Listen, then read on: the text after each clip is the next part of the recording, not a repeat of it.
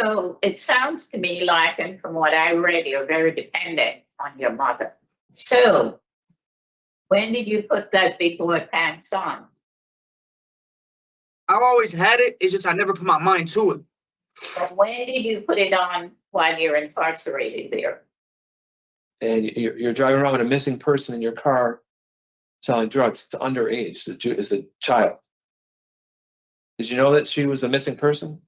Nah, see, I didn't know that she was a missing person, and I didn't know that she was at underage because I knew she was. It was my friend's sister. We are about to watch the Connecticut parole hearing of a man who is serving a 4 years, 6 months sentence for, well, sale of narcotics, but it's a lot more. And he has got a record that goes 1, 2, 3 pages long. I'll unpack it with all those details that Sir Richard provided at the end. But for now, get your big boy pants on and let's jump in.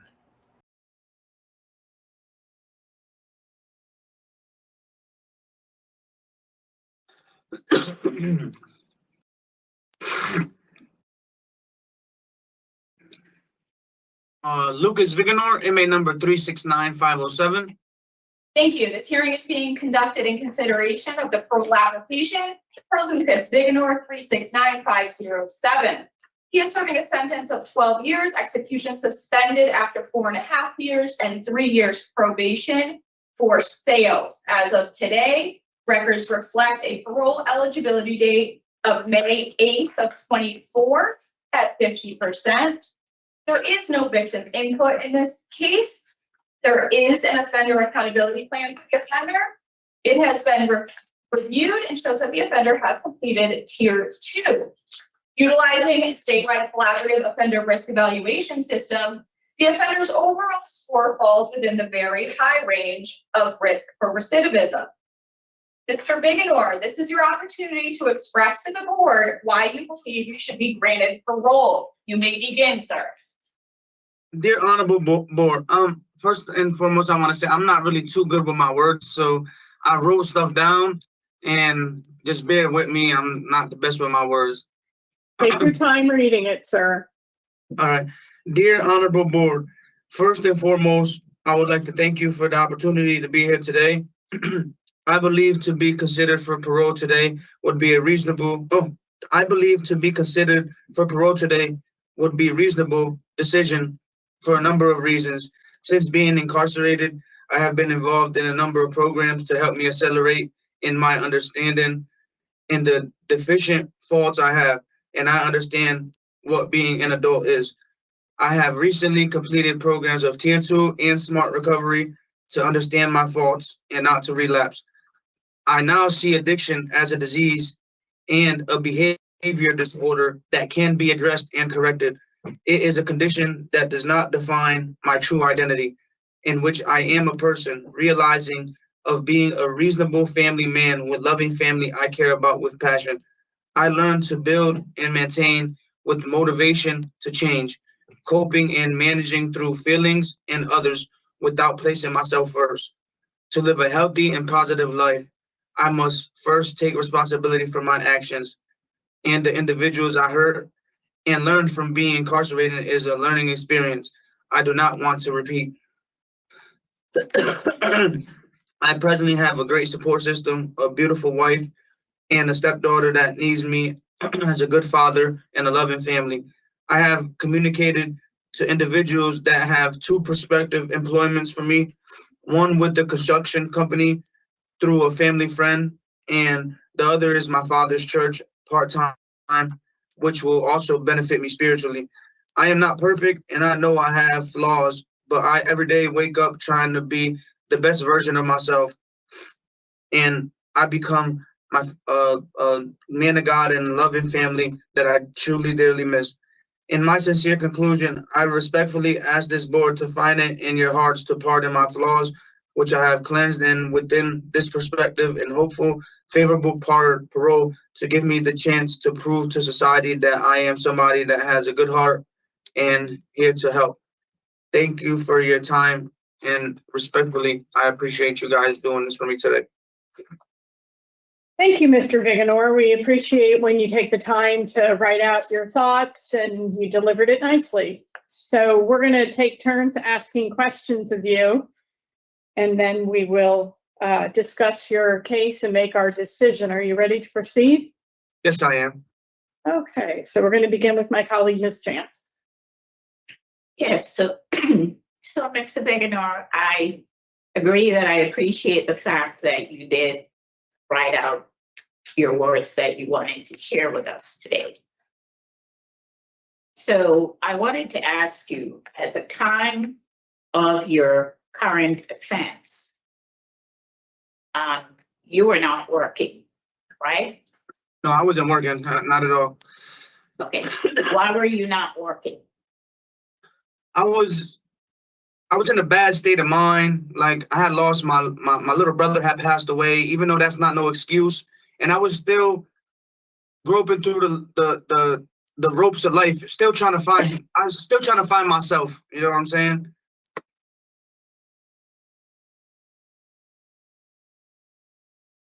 And then, you were selling drugs. And you said that was to support your drug habit. Yeah, I was doing real bad. I had a really bad disease with drugs, addiction, and I take responsibility for it, and I need help with that, But you've been on previous community releases. As a matter of fact, you were on special parole Yes, when you committed this offense. yes. Were you not required to participate in treatment? When I was on special at that point in time, they didn't put me in nothing. They didn't try to help me. I gave urines. They didn't try to put me in no programs. They didn't even attempt to. So what did your parole officer do for you? No, I had a parole officer in Waterbury. I caught like maybe 2 or 3 dirty urines, and he didn't do nothing. He just transferred my parole to Danbury, and I didn't even really see my parole officer in Danbury neither. I was only home for maybe 5 months, so there was really nothing. The dirty urines I caught, they didn't do nothing to. They didn't try to put me in no program or nothing happened about that. But now you've been in incarceration now for how long? Going on 2 years and 9 months. Okay. So you received some tickets. Yes, I have. Okay. So I'm gonna start with the most recent one going down. On August 20th, you were found with K2 in your cell. Mm-hmm. On July 24th, it was interfering with safety and security. You had something in your socks and you chose to swallow it. It was a pill. Then on 6/13/24, you refused to give a urine specimen. On 6/5, you had security tampering, which you used another inmate's PIN to make a phone call. And then last September 21st, you had Pruno in your cell. So you completed tier 2 on 6/6/24. Mm-hmm. That correct? Yes, that's correct, ma'am. Okay. And then you had that pill on July 21st, which was after. And then on August 20th, you had the K2. So tell me again how helpful tier 2 was to you. Tier 2 was helpful with me. Is just I had to take full responsibility. I had a time of relapse, and I can't explain. I'm not here to sit and explain. Oh, I did it because of this, or I did it because of that. It was just a time in my life that I relapsed, and I don't want to go through that no more. I'm trying to stand up and really fight for what I have to fight for. And it's not this. I'm tired of doing jail. I messed up and I just need help, you know? So, Mr. Vigner, since you relapsed after tier 2, what is it that you think you need to do now, since tier 2 didn't work for you? Really is more focus on myself and start worrying about the stuff in life that really matters, which is family, friends, moments, and memories. And I was in the point in my life where I had lost focus, and that's where I'm at with it now. That's what I'm chasing in life, is my family, my friends, my moments and memories.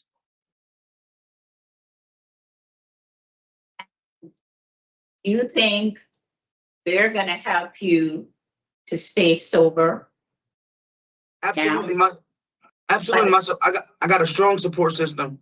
but didn't you have that before? I did have it, but I never wanted it the way I wanted it. You know what I'm saying? So I had the support, but it was, if you're not, when it comes to for yourself, you could want it all. Everybody in your side could want change for you.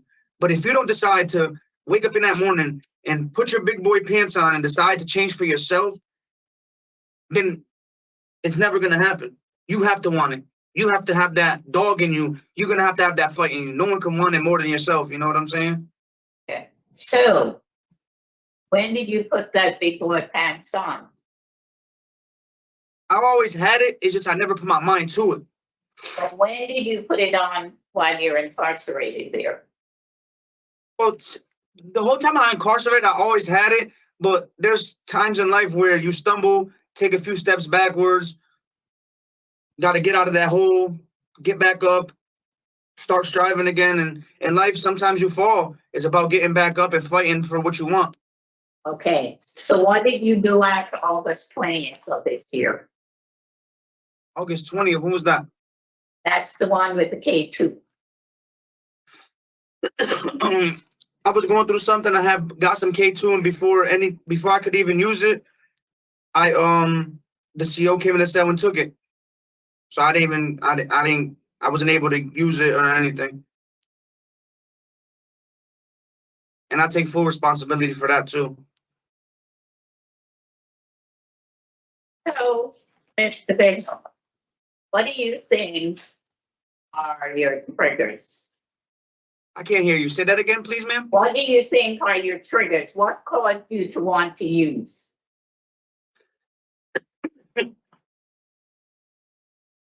It's more or less like sometimes I feel like I'm not.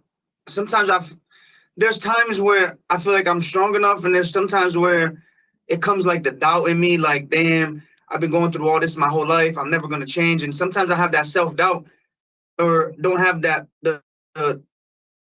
It's more or less the self-doubt that I'm not gonna be able to do it. And sometimes when I get in that mode, I'll be like, man, listen. And that's what I need that's what I need help for right there. Is sometimes I feel like self-doubt with myself. I doubt myself. And sometimes I get depressed. I lost my mother this year. Well, 18 months ago, my mother got deported to Brazil. So like, I don't know, it's a lot of different stuff that goes through my head, you know what I'm saying? So it sounds to me like, and from what I read, you're very dependent on your mother. Yeah, she was definitely a big support system for me. So how old are you now? I'm 31. So what point do you think that you're going to be responsible for yourself and not dependent on your mother? And I'm not talking about support. I'm talking about you strictly being responsible for yourself, like having a job, knowing how to stay sober, what it is that you have to do to stay sober, knowing what your triggers are, all those things. Yeah. To me, it's all about changing my people, places, and things. Like I said, I got a goal. I have a construction job set up with a family friend. full-time job. And then my father, he owns a church in Danbury, and he told me he was going to give me a part-time job over there with him. And it's basically keeping my circle tight and not having free time on my hands. So always keep my hands busy, either with work, with NA, AA groups, keep sober people around me. And even if I have to go to like a halfway house or a drug program to reintegrate, to help me reintegrate myself into society, I wouldn't mind doing that either. Or even if I got paroled to my sponsor to go to like intensive outpatient treatment like IOP, I would be susceptible to that too. I would want to do something like that if I was to get parole. So I was also hoping today that you would have a really good release plan when you go out. Basically, what I heard, you have a full-time job at a construction company by a friend, or a part-time job with your father who's a pastor. What about your substance abuse? Your drug score is a 4. Yeah, I'm definitely going to like AA groups and NA groups, and I'm pretty sure that if I was to get approved parole, that I would have to do like IOP and intensive outpatient group, which I would want to do that to keep a good group set and a support system in when it comes to do with my recovery. I think that's much needed as well. But why haven't you ever done that? I never had the chance to do it. Every time I either go to parole, I either come back to jail or I never get put in that position where, like, you know what, Mr. Viganor, we're going to put you in this program so you could do this to try to better with that. I never got put in that position to get into no program. Did you know that you had a problem with drugs? Yeah, And what are you supposed to do when you have a problem? look for help. Okay. Did you seek help? No, I didn't. So again, I'm going to tell you, it's on you. Okay? At All right. 31, it's on you. Okay? Your Absolutely. brains are fully developed since you are age 25. So you need to take responsibility for what it is that you need to do instead of committing these crimes, selling drugs and causing problems in the community. You're absolutely right. Okay. All right. I'm all set. I have no more questions. Thank you, Ms. Chance. I don't have any questions for Mr. Viganor. Mr. Sasauskas? Yeah, I just have a couple of things. Good morning. When you were arrested, the police searched the hotel room and they found a stolen handgun, right? So why did you have a handgun? Why did you feel the need to have a handgun? You were out on special parole only 4 or 5 months, and you were now in possession of a handgun, stolen handgun. Why were you carrying it? Why did you have it? See, I take responsibility for all my actions, but there was somebody with me because as you can see in the case, a lot of the charges that I got nollied. So there was people with me in my case, and it just so happened to be that the person was with me left it in the room that I was in. So when the time of the arrest, they found the gun in the drawer and they found whatever they found inside a bag. So when I first got arrested, they charged me with everything. But once due to the fact that there was another person in the room, when they did the fingerprints on it, my fingerprints wasn't on the gun. So everything got the gun and everything got nollied. It was just so happened to be that the kid that was with me that night, he had forgot it in the room. All right. Did you know that he had a gun or he was a person that would be having guns? No, I didn't know that. Because you realize you were on special parole at that time. So just being around that situation, right, is going to be a violation, I already know that. I didn't know that at that point in time. I didn't know that. Yeah. So, and then the other thing that what I don't want to do is discuss the juvenile's name. So I'm going to ask you not to mention a juvenile's name that was involved in this. Okay. But there was a missing juvenile in the hotel room that had been seen driving around with you while you were selling drugs and distributing drugs to the community. I mean, I can't. Did you know this person was a juvenile? I can't make sense of why a person on special parole would put themselves in this position only 4 or 5 months out, and you're driving around with a missing person in your car selling drugs. It's underage. It's a child. Did you know that she was a missing person? See, I didn't know that she was a missing person, and I didn't know that she was at underage, because I know it was my friend's sister. So that family, I know them my whole life, and that was the sister, and I didn't know that she was that age at the point in time. She was 17. All of these things, sir, all this behavior, they're all violations of special parole. You know what I mean? So just it goes beyond crime problems. What would happen that day? You've had 4 failed attempts at community releases. You know, this last one only lasted 4 or 5 months.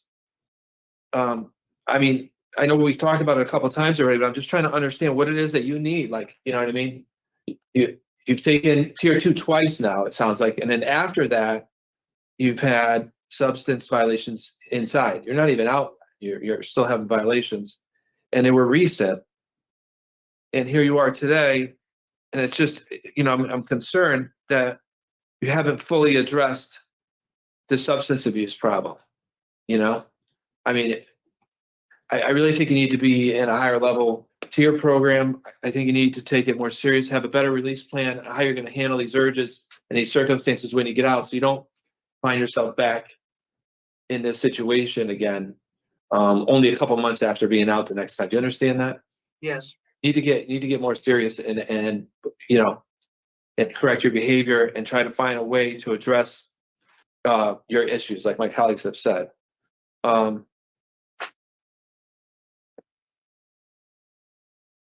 Thank you for speaking with me, Madam Chair. That's all I wanted to say. Thank you. Okay. So, Mr. Vignor, we're going to discuss your case at this time and ask you to sit quietly. All right. So, Ms. Chance? So, Mr. Bignor has failed community releases, that it was the parole officer's fault why he was in programs. Okay, he's on special parole, and a couple months after, he's arrested again, and in charge of selling drugs, the handgun, or being around a handgun. He's incarcerated, he completes programs, and then he's found in possession of drugs. He has not been able to explain to me what he learned in tier 2 that's going to help him. So for me, I would like, he needs to, his EOS data, I think is June of next year. I have 8/7 of 26. Oh, you're using the discharge date, okay. August 7th, 2026. He's only taken tier 2, and I believe that's the second time he's taken it. There are other programs on his OAP. I am not in favor of Mr. Vignor going out. He rates out very high. And I don't take kindly to people on special parole being out for a short period of time, committing another offense. Yeah, less than 4 months. Yeah, and not addressing the real problem. So I had him denied. I also have him denied. It's interesting, you know, today the story about the K2 is that he didn't have a chance to use it because the CO caught it. When he met with the parole officer for his interview, it was planted in his cell by the CO. So, you know, I'm reminded of the adage, if you stick to the truth, you only have one story to remember. Where are you, Mr. Siskowskis? I agree. You know, just these disciplinary reports, his poor institutional adjustment, his poor past performance on supervision, including his latest offense.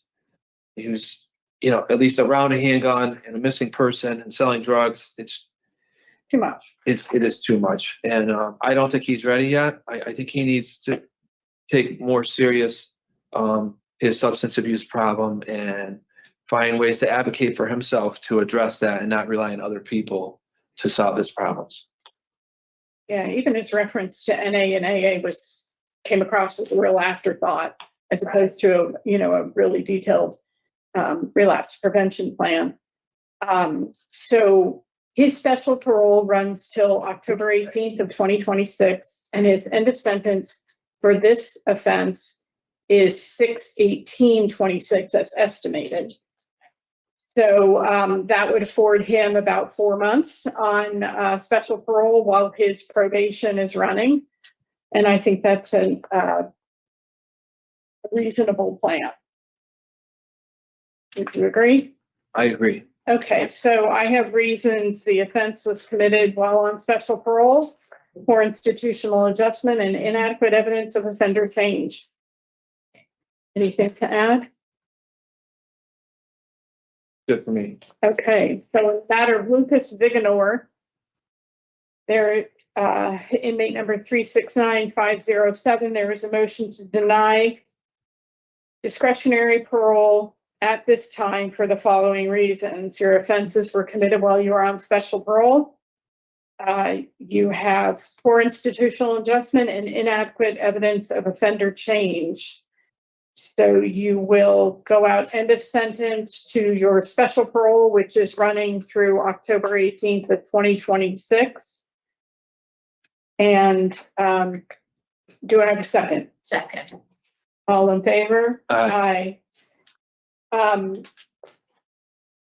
We should set his special parole conditions for that brief period of time, referring to what his previous conditions were. So I have no co-defendant Gustavo Fernandez Pacheco, a general no contact with Nathan Souza, who is underlying co-defendant for the larceny, and no contact with EP, who was the juvenile that you referenced in your questioning, Mr. Sasauskas.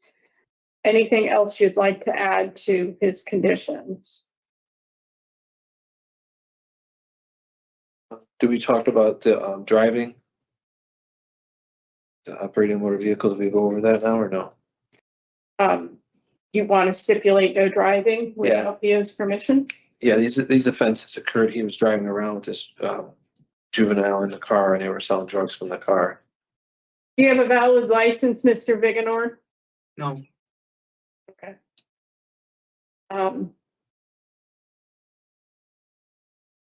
He was selling out of the hotel, which was brought the police to the hotel. I wasn't leaning towards a no driving step. I didn't have that. Okay, that's fine. I thought they were driving there.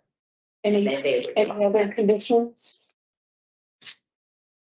So in the matter of Lucas Viganor, inmate number 369507, I make a motion to set the following conditions for the remainder of your special parole supervision. You're to have no contact with your co-defendant, Gustavo Fernandez Pacheco, a general no contact with Nathan Souza, and no contact with initials EP. Do I have a second? second. All in favor? Aye. Aye.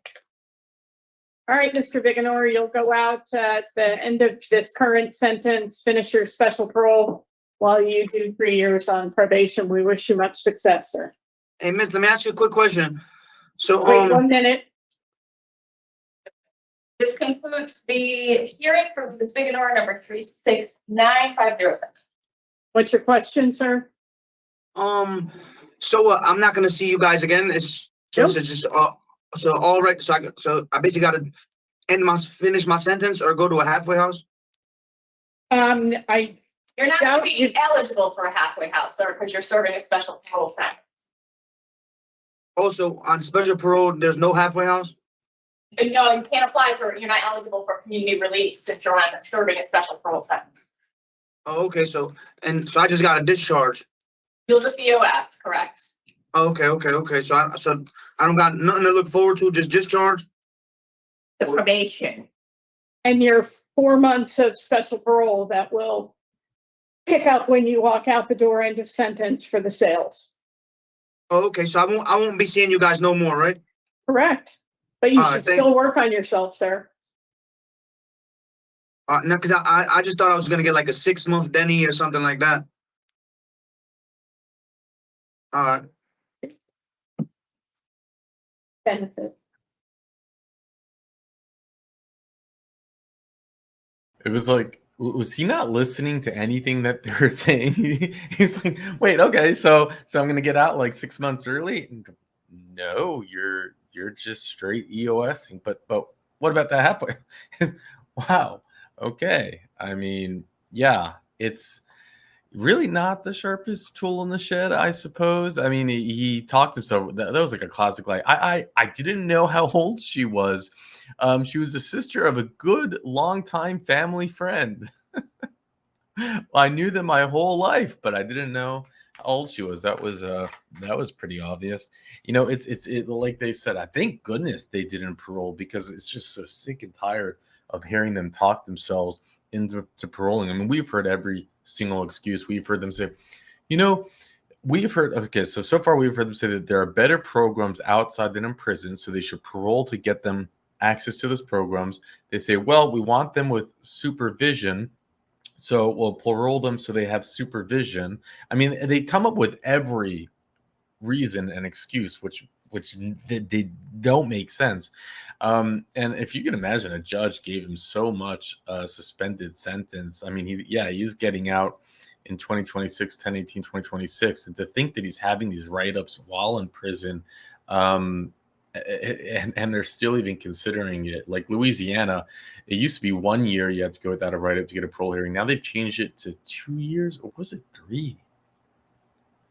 At least 2 years. You can't even have a parole hearing if you have a write-up within 2 years. So, you know, Sir Richard does have information that he's found on this guy. He's put on a little bit of weight since this one. Let me share it with you. Can't really recognize him, huh? You know, he talks like a child. It's like he's 31 years old and he's talking about he's like, it's just the maturity of a child. And it was funny how the parole board was saying that it was when are you gonna put your big boy pants on? And it was just so perfect. Oh my gosh. And then we had the new parole board member, Robert Saskis. So, you know, I've seen a few parole hearings with him. Some of them he's been tough, some of them he's been as ridiculous as the other parole board members. So I don't know if I'm going to get exciting yet, but I like to think that the governor, you know, handpicked someone who would be tougher, someone who was, you know, in the police department, someone who has a career as vice and intelligence division, detective division, statewide narcotic task force. So that's just very different than being a paralegal. Or, you know, these parole board members don't really have impressive resumes. Yeah, okay, some of them, the resumes, they seem right. They're good on paper, I should say, but they're not from law enforcement. So it's good to see that in there. You would think that that's going in the right direction. Now his record, so like I said, it's so many pages long, and Connecticut only shares records with us that go back 10 years. And I think because he's 31, that would only be even they won't go back to anything when he's under 18. So let's see. We have let's just go check out his little record. 125-17, burglary third, 626-17, another burglary third, 228-17, identity theft, larceny sixth, 10-13-17, attempt to commit larceny sixth, 321-17, larceny sixth, 923-16, burglary third degree, 11-14-16, burglary third degree. And all these sentences, by the way, they're he gets slap on the wrist, slap on the wrist, slap on the wrist. They're basically jail, suspended sentence. Like this last burglary, it was sentenced to 731 days in jail. Special parole 30 months. So they finally did give him that one, and that's what he got. But then they gave him probation, remember?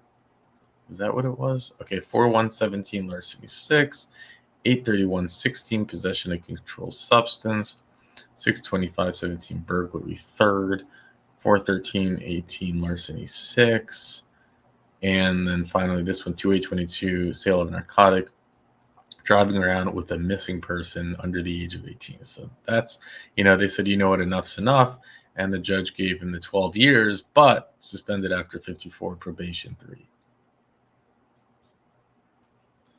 There's an article written in 2016 that's interesting, Sir Richard found. So he was the victim of a broad daylight robbery, and then he ended up robbing someone right after. He did purse snatching. So a man who was a victim of a high-profile broad daylight robbery earlier this week was charged Friday in the theft of a purse from a car parked on Main Street. Witnesses told police that they had seen a man investigators later identified as Lucas stealing the purse.